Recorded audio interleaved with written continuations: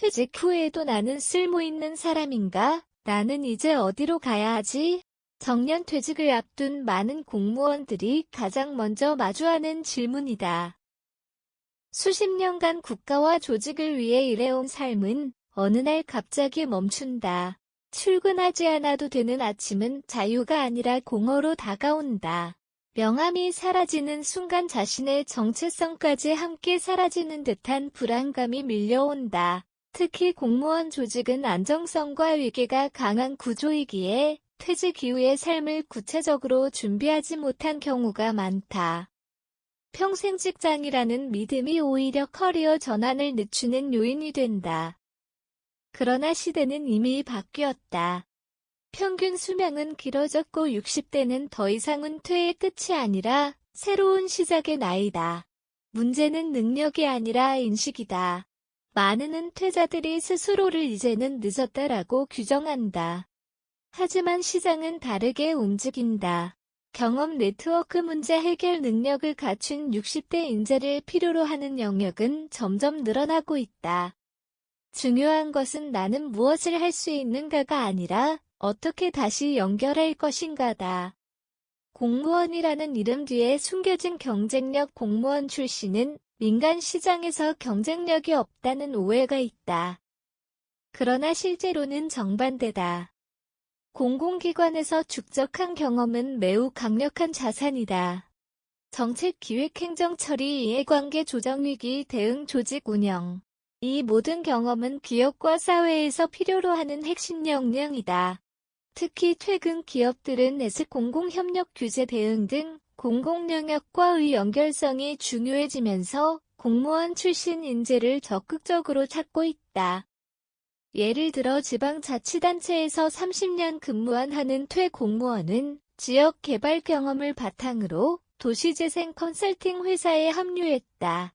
또 다른 사례에서는 세무공무원이 중소기업 세무자문가로 활동하며 안정적인 수익을 창출하고 있다. 이들의 공통점은 하나다. 경험을 직무로 번역했다는 점이다. 단순히 행정 경험이 있다가 아니라 기업의 리스크를 줄이는 전문가로 자신을 제정해야 했다.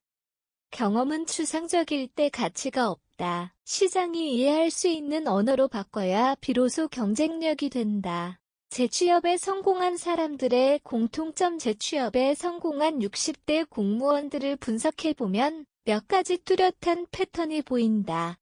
첫째, 빠르게 움직였다.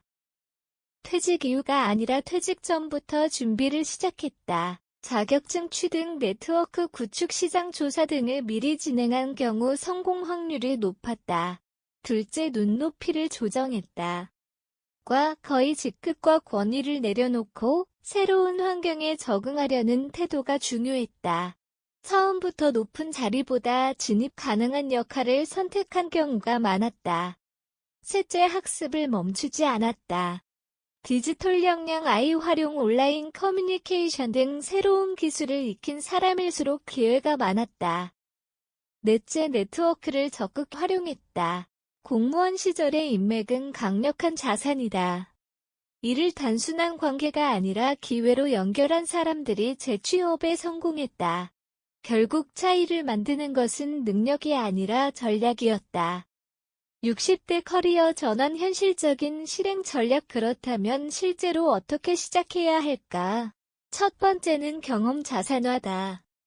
자신이 해온 일을 단순 나열하는 것이 아니라 문제 해결 사례 중심으로 정리해야 한다. 이는 이력서와 자기소개서의 핵심이 된다. 두 번째는 시장 선택이다. 공공 경험이 필요한 영역을 공략해야 한다. 대표적으로 컨설팅, 교육, 자문, 공공협력, 기업, 사회적 기업 등이 있다. 세 번째는 작게 시작하기다. 처음부터 정규직을 목표로 하기보다 프로젝트, 자문, 강의 등 유연한 형태로 시작하는 것이 현실적이다. 네 번째는 브랜드 만들기다. 블로그, 강의, SNS 등을 통해 자신의 전문성을 지속적으로 발신해야 한다. 이는 새로운 기회를 끌어오는 가장 강력한 방법이다. 마지막으로 중요한 것은 태도다.